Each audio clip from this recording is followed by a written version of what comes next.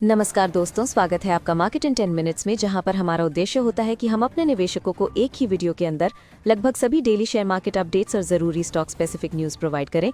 तो हमारी इस वीडियो को लाइक करके हमें सपोर्ट ज़रूर करें, और अगर आप हमारे चैनल पर पहली बार आए हैं तो इस चैनल को सब्सक्राइब करके बेल आइकन ज़रूर ऑन कर लें। साथ ही कॉमेंट में अपना फीडबैक देना ना भूलें, ताकि हम अपनी वीडियो को और भी बेहतर बना सकें। सोमवार को भारतीय शेयर बाजार कमजोरी के साथ बंद हुआ, क्योंकि दिसंबर सीरीज की एक्सपायरी से पहले निवेशक काफी सतर्क नजर आए। इसी दबाव में निफ्टी 26,000 के नीचे फिसल गया और बाजार का ओवरऑल मूड कमजोर रहा। सेंसेक्स करीब 346 अंकों की गिरावट के साथ 84,696 पर बंद हुआ, जबकि निफ्टी लगभग 100 अंक टूटकर 25,942 के स्तर पर आ गया। निफ्टी के करीब 35 शेयर लाल निशान में बंद हुए और कई स्टॉक्स में 2% तक की गिरावट देखने को मिली। बैंकिंग सेक्टर ने बाकी बाजार के मुकाबले थोड़ा बेहतर प्रदर्शन किया। निफ्टी बैंक लगभग सपाट बंद हुआ और सिर्फ 79 अंकों की हल्की गिरावट के साथ 58,932 के स्तर पर टिके रहने में कामयाब रहा। मिड कैप स्टॉक्स में भी दबाव साफ दिखा, जहां मिड कैप इंडेक्स 313 अंक गिरकर 60,001 पर बंद हुआ। इससे ये संकेत मिला कि निवेशक फिलहाल जोखिम लेने से बच रहे हैं। सेक्टर वाइज देखें तो मेटल स्टॉक्स ने दिन की शुरुआत अच्छी की, लेकिन ऊपरी स्तरों से तेज फिसल गए। इसके उलट कमजोर बाजार के बावजूद एफएमसीजी स्टॉक्स में खरीदारी देखने को मिली, जहां टाटा कंज्यूमर और एशियन पेंट्स निफ्टी के टॉप गेनर्स में शामिल रहे। रेलवे स्टॉक्स में पिछले कुछ दिनों की तेजी के बाद मुनाफा वसूली देखने को मिली। आईआरएफसी और आरवीएनएल करीब 5% की गिरावट के साथ बंद हुए, जिससे साफ हुआ कि निवेशक अब प्रॉफिट बुक कर रहे हैं। HFCL, NCC और टीटागढ़ रेल सिस्टम्स में 2 से 5% तक की तेजी देखी गई। ये शेयर FNO से बाहर होने से पहले मजबूत खरीदारी के चलते ऊपर बंद हुए। क्रूड ऑयल की कीमतों में गिरावट का फायदा ऑयल मार्केटिंग कंपनीज को मिला। HPCL और BPCL 1% से ज्यादा चढ़कर बंद हुए, जिससे इस सेक्टर में थोड़ी राहत देखने को मिली। वोडाफोन आइडिया राहत पैकेज की उम्मीदों के चलते फोकस में रहा। शेयर निचले स्तरों से संभलता हुआ नजर आया और दिन के अंत में कुछ हद तक रिकवरी दिखी। एनालिस्ट्स के मुताबिक साल के अंत और छुट्टियों की वजह से बाजार में ट्रेडिंग वॉल्यूम काफी कम रहा है। दिसंबर में निफ्टी 50 का औसत डेली वॉल्यूम करीब 25 करोड़ शेयर रहा, जो नवंबर के 30 करोड़ शेयरों से कम है। चॉइस ब्रोकिंग के रिसर्च एनालिस्ट आकाश शाह का कहना है कि कैलेंडर ईयर के अंत और हॉलिडे सीजन की वजह से बाजार में भागीदारी घट गई है। इसी कारण बाजार में सुस्ती और सीमित मूवमेंट देखने को मिल रही है। मार्केट सेंटिमेंट पर FII की लगातार बिकवाली का भी असर दिखा। शुक्रवार को फॉरेन इंस्टीट्यूशनल इन्वेस्टर्स ने 317.56 करोड़ रुपए के शेयर बेचे और ये लगातार चौथा सत्र था जब FII की नेट बिकवाली दर्ज की गई। क्रूड ऑयल की कीमतों में आई तेजी भी निवेशकों के लिए चिंता का कारण बनी हुई है। ब्रेंट क्रूड करीब 1.04% चढ़कर $61.27 प्रति बैरल पर पहुंच गया, जिससे भारत के आयात बिल और महंगाई को लेकर आशंकाएं बढ़ीं। ग्लोबल मार्केट से भी खास सपोर्ट नहीं मिला। अमेरिकी बाजार शुक्रवार को सपाट बंद हुए, जबकि एशियाई बाजारों में जापान का निकेई गिरावट के साथ ट्रेड करता नजर आया। डोमेस्टिक करेंसी मार्केट में भी दबाव देखने को मिला। डॉलर के मुकाबले रुपया शुरुआती कारोबार में 5 पैसे गिरकर 89.95 पर आ गया, जिसका कारण विदेशी निवेशकों की बिकवाली और शेयर बाजार की कमजोरी रही।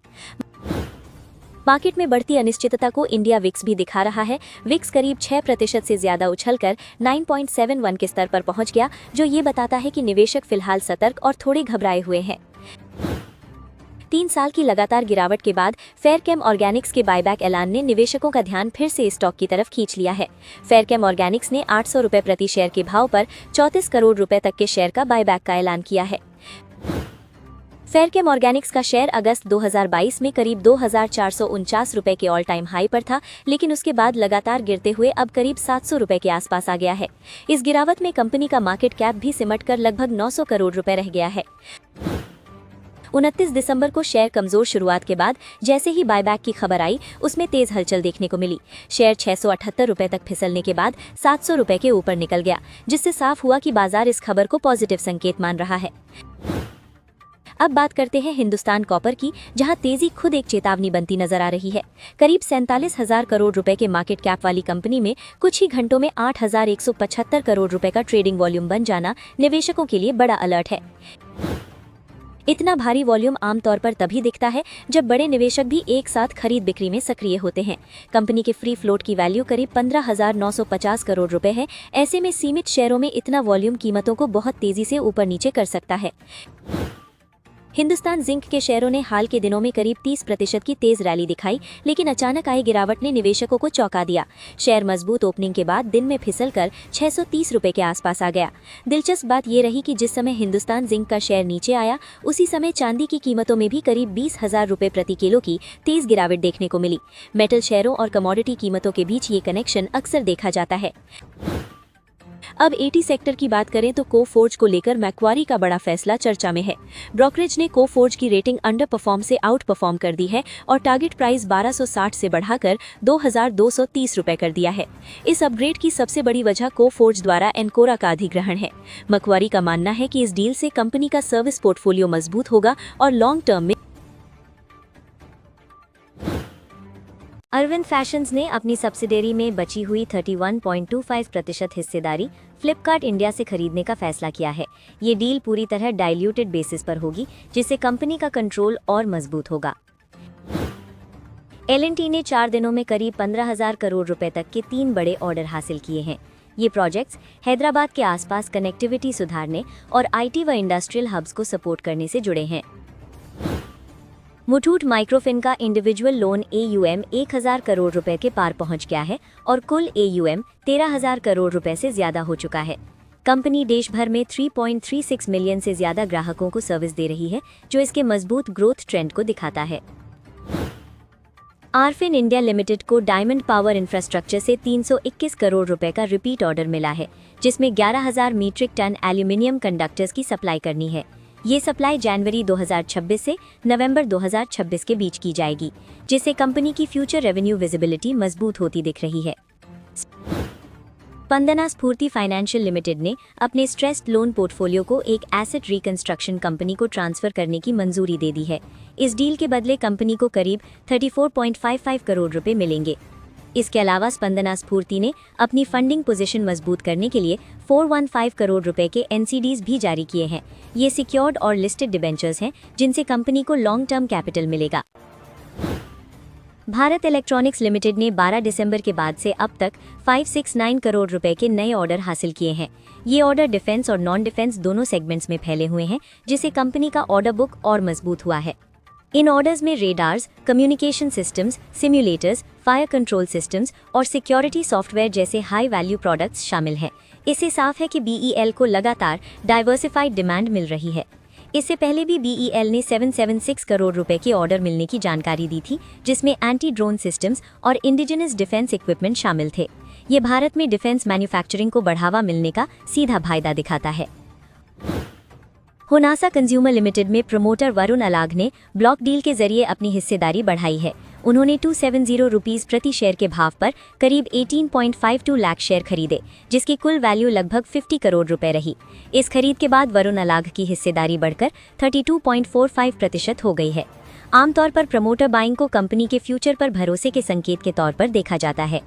अब प्रमोटर ग्रुप की कुल हिस्सेदारी 35.54% तक पहुंच गई है, जिससे मार्केट को ये संदेश जाता है कि प्रमोटर्स लॉन्ग टर्म में कंपनी के साथ जुड़े रहना चाहते हैं। आदित्य बिरला कैपिटल लिमिटेड ने अपनी digital subsidiary Aditya Birla capital digital limited में 40 करोड़ रुपए का निवेश किया है। ये निवेश राइट्स इशू के जरिए किया गया है और पूरा पैसा कैश में दिया गया है। इस निवेश के बाद भी ABCDL में आदित्य बिरला कैपिटल की हिस्सेदारी 100% बनी हुई है। कंपनी का कहना है कि ये पैसा डिजिटल बिजनेस की ग्रोथ और फ्यूचर फंडिंग जरूरतों के लिए इस्तेमाल होगा। रेल विकास निगम लिमिटेड को ईस्ट कोस्ट रेलवे के एक प्रोजेक्ट में L1 बिडर घोषित किया गया है। इस प्रोजेक्ट के तहत कांताबांजी में 200 वैगन्स की कैपेसिटी वाला ओवरहॉल वर्कशॉप बनाया जाएगा। इस प्रोजेक्ट की कुल लागत 201.23 करोड़ रुपए है और इसे 18 महीनों में पूरा किया जाना है।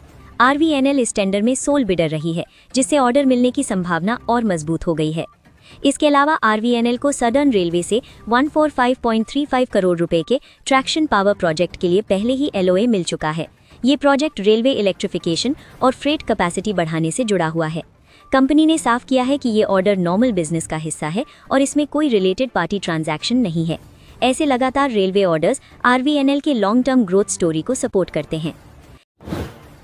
हेल्थ केयर प्रोडक्ट्स बनाने वाली क्यूपिड लिमिटेड ने सऊदी अरेबिया में नया FMCG मैन्युफैक्चरिंग प्लांट लगाने के लिए बोर्ड से इन प्रिंसिपल अप्रूवल ले लिया है। ये कदम कंपनी की FMCG एक्सपेंशन स्ट्रैटेजी का हिस्सा है, जिससे मिडिल ईस्ट में मौजूदगी बढ़ाने पर फोकस किया जा रहा है। ये प्रपोज्ड प्लांट सऊदी अरेबिया यानी KSA में लगाया जाएगा, जिसका मकसद सिर्फ लोकल मार्केट ही नहीं बल्कि पूरे गल्फ कोऑपरेशन रीजन यानी GCC रीजन में कंपनी की पकड़ मजबूत करना है।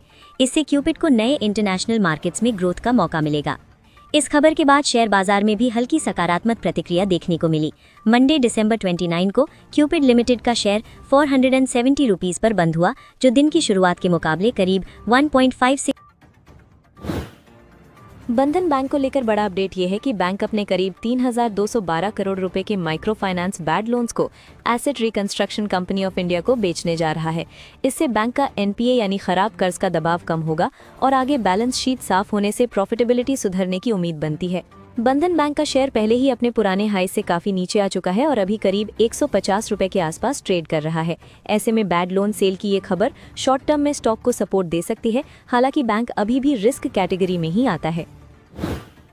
कोनाक इंजीनियरिंग एक स्मॉल कैप कंपनी है जहां आज करीब 5% की तेजी देखने को मिली। कंपनी को लगभग 30.38 करोड़ रुपए का नया ऑर्डर मिला है, जिसकी वजह से शेयर में दिन के दौरान तेज मूव भी दिखा। मार्केट सेंटिमेंट कमजोर होने की वजह से दिन के ऊपरी स्तर से स्टॉक थोड़ा नीचे आया, लेकिन फिर भी पॉजिटिव क्लोज देना एक अच्छा संकेत माना जा रहा है। स्मॉल कैप होने के कारण रिस्क जरूर है, लेकिन ऑर्डर फ्लो इसे इंटरेस्टिंग बनाता है। ACPC लिमिटेड भी एक रिलेटिवली स्मॉल कंपनी है जिसकी मार्केट वैल्यू करीब 1.5-2 हज़ार करोड़ रुपए के आसपास है। कंपनी को लगभग 30 करोड़ रुपए का ऑर्डर मिला है, जो इसके साइज के हिसाब से काफी मीनिंगफुल माना जा रहा है। कंपनी के पिछले क्वार्टर में रेवेन्यू, प्रॉफिट और मार्जिन्स में इंप्रूवमेंट देखने को मिला है। लो शेयर प्राइस होने के बावजूद फंडामेंटल्स ठीक होने की वजह से ये स्टॉक शॉर्ट टर्म नजर में रखा जा सकता है। एवेंटल एक डिफेंस सेक्टर कंपनी है जो रिस्क कैटेगरी में आती है। कंपनी को मिनिस्ट्री ऑफ डिफेंस के नेवल एविएशन विंग से करीब 4 करोड़ रुपए का डिफेंस ऑर्डर मिला है, जिसकी कंप्लीशन टाइमलाइन जनवरी 2028 तक की है। Defence orders long term visibility देते हैं, लेकिन कंपनी का साइज छोटा होने की वजह से वॉलेटिलिटी ज्यादा रहती है। ऐसे में ये stock high risk high reward category में गिना जा सकता है। माधव इंफ्रा प्रोजेक्ट्स ने आज मार्केट में अच्छा रिस्पांस दिया और शेयर करीब 6% चढ़ा। कंपनी को MPUVNL से करीब 342 करोड़ रुपए का सॉलिड ऑर्डर मिला है, जो इसके ऑर्डर बुक को काफी मजबूत करता है। कंपनी के पिछले क्वार्टर्स में प्रॉफिट, रेवेन्यू और मार्जिन्स में ग्रोथ दिखी है। स्मॉल कैप होने के बावजूद फंडामेंटल्स मजबूत हैं, इसलिए इस स्टॉक पर भी नजर रखी जा सकती है। सोलर वर्ल्ड एनर्जी सॉल्यूशंस को NTPC रिन्यूएबल एनर्जी से करीब 725 करोड़ रुपए का बड़ा EPC ऑर्डर मिला है। ये ऑर्डर साइज कंपनी की मार्केट वैल्यूएशन के मुकाबले काफी बड़ा है, जो ग्रोथ पोटेंशियल दिखाता है। इंडियन होटल्स कंपनी लिमिटेड को लेकर खबर ये है कि कंपनी भूटान में ताज पारो रिजॉर्ट एंड स्पा के जरिए अपनी इंटरनेशनल प्रेजेंस बढ़ाने जा रही है। इससे टाटा ग्रुप की हॉस्पिटैलिटी आर्म की ग्लोबल रीच और मजबूत होगी। मोतीलाल ओसवाल की ये रिपोर्ट साफ इशारा करती है कि 2026 में वही स्टॉक्स बेहतर कमाई दे सकते हैं जहां अर्निंग्स की विजिबिलिटी साफ हो, बैलेंस शीट मजबूत हो और सेक्टर से पूरा सपोर्ट मिले। रिपोर्ट में चुने गए इन 10 स्टॉक्स में करीब 12% से 46% तक का पोटेंशियल रिटर्न बताया गया है। भारती एयरटेल को ARPU यानी प्रति ग्राहक कमाई में लगातार सुधार, तेज 5G रोल आउट और ब्रॉडबैंड एक्सपेंशन से मजबूती मिल रही है। डेटा सेंटर बिजनेस भी फ्यूचर ग्रोथ को सपोर्ट कर रहा है और कैपेक्स कंट्रोल में होने से फ्री कैश फ्लो बेहतर हो रहा है। स्टेट बैंक ऑफ इंडिया की एसेट क्वालिटी मजबूत बनी हुई है और क्रेडिट ग्रोथ लगातार जारी है। रिटेल, SME और कॉर्पोरेट लोन्स तीनों से बैलेंस्ड ग्रोथ दिख रही है, जिससे बैंक की अर्निंग सस्टेनेबिलिटी मजबूत नजर आती है। HCL टेक IT सेक्टर में अपनी स्ट्रॉन्ग ऑर्डर बुक और AI बेस्ड सॉल्यूशंस के चलते पसंदीदा स्टॉक बना हुआ है। बेहतर कैश फ्लो जनरेशन और स्टेबल मार्जिन्स इसे लॉन्ग टर्म के लिए अट्रैक्टिव बनाते हैं। वर्नियर इन्वेंट्री लेड मॉडल और क्विक कॉमर्स बिजनेस की वजह से तेजी से रेवेन्यू ग्रो कर रहा है। कंपनी के मार्जिन्स धीरे धीरे इंप्रूव हो रहे हैं, जिससे आने वाले समय में प्रॉफिटेबिलिटी और मजबूत हो सकती है। TVS मोटर को domestic demand, electric vehicle segment और एक्सपोर्ट्स तीनों से सपोर्ट मिल रहा है। EV पोर्टफोलियो मजबूत होने की वजह से कंपनी फ्यूचर मोबिलिटी ट्रेंड के साथ अच्छी तरह अलाइंड है। मैक्स फाइनेंशियल इंश्योरेंस सेक्टर में बेहतर प्रोडक्ट मिक्स और राइजिंग VNB मार्जिन्स के चलते स्ट्रॉन्ग बेट माना जा रहा है। लॉन्ग टर्म प्रोटेक्शन और सेविंग्स प्रोडक्ट से अर्निंग्स विजिबिलिटी साफ दिखती है। बायोकॉन विट्रियस डील के बाद अब एक मजबूत ग्लोबल बायोलॉजिक्स प्लेयर बन चुकी है। FY 25 से 28 के बीच अर्निंग्स रिकवरी की उम्मीद है, जिससे स्टॉक में री-रेटिंग का स्कोप बन सकता है। JK cement capacity expansion, cost control और ग्रीन एनर्जी फोकस की वजह से सेक्टर में मजबूत पोजीशन बनाए हुए है। इंफ्रास्ट्रक्चर और हाउसिंग डिमांड से कंपनी की ग्रोथ स्टोरी को सपोर्ट मिल रहा है। पूनावाला फाइनकॉर्प डिजिटल फर्स्ट मॉडल और रिटेल लोन ग्रोथ के चलते हाई ग्रोथ एनबीएफसी के तौर पर देखा जा रहा है। टेक्नोलॉजी ड्रिवन अप्रोच से ऑपरेशनल एफिशिएंसी और स्केलेबिलिटी बेहतर हो रही है। प्रिवी स्पेशलिटी केमिकल्स को अरोमा केमिकल्स की ग्लोबल डिमांड और कैपेसिटी एक्सपेंशन से फायदा मिल रहा है। एक्सपोर्ट लेड ग्रोथ और नीश प्रोडक्ट पोर्टफोलियो इसकी लॉन्ग टर्म स्टोरी को मजबूत बनाते हैं। हाल ही में डिफेंस एक्विजिशन काउंसिल यानी डीएसी की मीटिंग रीशेड्यूल हुई थी और आज शाम फाइनली उस मीटिंग का आउटकम सामने आ गया है जो मार्केट के लिए अहम माना जा रहा है। डिफेंस एक्विजिशन काउंसिल ने करीब 79,000 करोड़ रुपए के डिफेंस खरीद प्रस्तावों को इन प्रिंसिपल अप्रूवल दिया है। ये खरीद आर्मी, नेवी और एयरफोर्स की ऑपरेशनल कैपेबिलिटीज को मजबूत करने के लिए की जाएगी, जिससे लॉन्ग टर्म में डिफेंस सेक्टर को सपोर्ट मिलने की उम्मीद है। इंडियन आर्मी के लिए लॉइटरिंग म्यूनिशंस को मंजूरी मिली है जो प्रिसीजन स्ट्राइक्स के लिए इस्तेमाल होते हैं। इसके अलावा low level light weight radars खरीदे जाएंगे जिनका काम दुश्मन की ड्रोन्स और लो फ्लाइंग ऑब्जेक्ट्स को डिटेक्ट और ट्रैक करना है। आर्मी के लिए लॉन्ग रेंज गाइडेड रॉकेट्स भी अप्रूव हुए हैं जिससे पिनाका मिसाइल सिस्टम की रेंज और एक्यूरेसी बढ़ेगी। साथ ही एडवांस ड्रोन डिटेक्शन सिस्टम से बॉर्डर और सेंसिटिव एरियाज की सुरक्षा और मजबूत होगी। इंडियन नेवी के लिए टग boats, high frequency software defined radios और high altitude long range remotely piloted aircraft systems को मंजूरी मिली है। आसान शब्दों में कहें तो इससे नेवल कम्युनिकेशन, सर्वेलेंस और शिप मैनोवरिंग कैपेबिलिटी बेहतर होगी। इंडियन एयरफोर्स के लिए automatic take off and landing recording systems को अप्रूव किया गया है। इसका मकसद एयरक्राफ्ट सेफ्टी को बढ़ाना है ताकि हर मौसम में लैंडिंग और टेक ऑफ ज्यादा सुरक्षित हो सके। एयरफोर्स के लिए Astra mark 2 missile, Spice 1000 guided kits और फुल मिशन सिमुलेटर्स को भी मंजूरी मिली है। इससे पायलट्स की ट्रेनिंग और कॉम्बैट प्रिपेयर्डनेस दोनों मजबूत होंगी। इस पूरी डिफेंस खरीद का सीधा और इनडायरेक्ट फायदा डिफेंस मैन्युफैक्चरिंग कंपनियों को मिल सकता है। इन्वेस्टर्स की नज़र अब इस पर है कि आने वाले दिनों में किन कंपनीज को एक्चुअल ऑर्डर्स मिलते हैं।